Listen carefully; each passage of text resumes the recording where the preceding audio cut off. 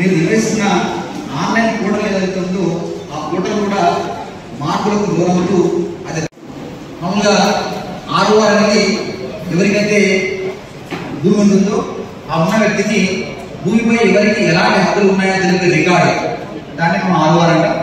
Pattadar passbook ఇస్తారు. ఆర్ఓఆర్లో ఎవరి పేరు ఉంటే వారే భూమి యజమానిగా పరిగణించబడతారు. భూమి రిజిస్ట్రేషన్ ఈ రికార్డు ఆధారంగా జరుగుతుంది.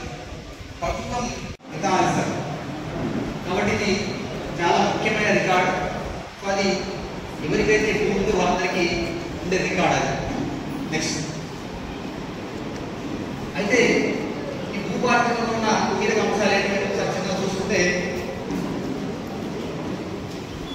ముఖ్యంగా ధరలో పేరు వచ్చింది, బై మిస్టేక్ వచ్చింది. నా ల్యాండ్ సంబంధించి పక్కాయ పలుకు వచ్చింది. ఇప్పుడు ఎంఆర్ఓ ఎంక్వైరీ చేసి వాళ్ళకి ప్రకారం ఎంత రావడం అంతా చేసే విధంగా మళ్ళీ ఎంఆర్ఓ కూడా అధికారం జరిగింది. అంటే ఇంతకు ముందులా వారసులు ముగ్గురుంటే ఇద్దరే వెళ్ళి ఇద్దరు వారసులు చేయండి. 100 ఉన్నది 14 ఎకరాల భూమి. ఫస్ట్ వాళ్ళు టీపన్ ప్రకారం ఫిక్స్ చేస్తే అది 10 ఎకరాలు 11 ఎకరాలు. దాని తర్వాత కూడా వాళ్ళు ఇప్పుడు అది ఫిక్స్ అయిన టీపన్ గురించి ఇది ప్రత్యేకంగా మీరు గమనించారు. ఆయన ఇష్టం వచ్చినట్టు అక్కడ ఏం చేస్తున్నారంటే ఒక గవర్నమెంట్ ల్యాండ్ కబ్జా చేస్తున్నారు, వేరే భూములకు జరుగుతున్నారు. ఫిక్స్ అయిన బౌండరీ తర్వాత కూడా వేరే అమ్ముతున్నారు.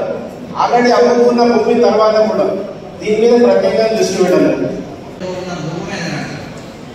తప్పుల సవరణకు ఆఫీసర్కి అధికారం లేకుండా ఆ చట్టం పోయింది. అయితే ఇప్పుడు ఆఫీసర్కి అధికారం వస్తుంది కాబట్టి దరఖాస్తు చేసుకుంటే దాన్ని ఎంక్వైరీ చేసి తప్పు జరిగితే తప్పు జరిగిన ఆర్డర్స్ మార్చేయచ్చు, లేదా అట్లీస్ట్ ఆ రికార్డును పక్క పెట్టేసి లేదు తప్పు జరిగింది పరిష్కారం నాకు నాగలేదు సుప్రీంకోర్టు ఉంది, బట్ రికార్డ్ అయితే తప్పు కాబట్టి తీసేస్తున్నది ఫస్ట్ భూభారత తీసేయచ్చు.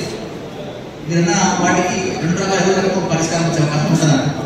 ఇప్పుడు విజయవాడ 2020 సపరేట్ అదే అంటే ఎక్కడైనా తప్పులు జరిగితే ఆ తప్పులు సవరించే అధికారం లేదు. అంటే అధికారికి ఆ అధికారం లేదు. కానీ ఇప్పుడు సెక్షన్ 4 కింద నేను తప్పు జరిగితే దాన్ని సరిచేసే అధికారం ఆఫీసర్ ఉంది. కాబట్టి ఇప్పుడు దరఖాస్తు చేస్తే దీన్ని ఆయన దగ్గర చేయొచ్చు. నోటీసులు ఇచ్చి ఎంక్వైరీ చేస్తే ఒక నిర్ణయించుకోవడానికి అధికారం వస్తుంది. పట్టదారు ఎవరైతే ఉన్నారో ల్యాండ్ అమ్మేను, వేరే రైతులకు ల్యాండ్ అమ్మేను, ఆయన కొటేషన్ చేసుకోలేదు, ఆర్ఓఆర్ ఇంప్లిమెంటేషన్ చేసుకోలేదు.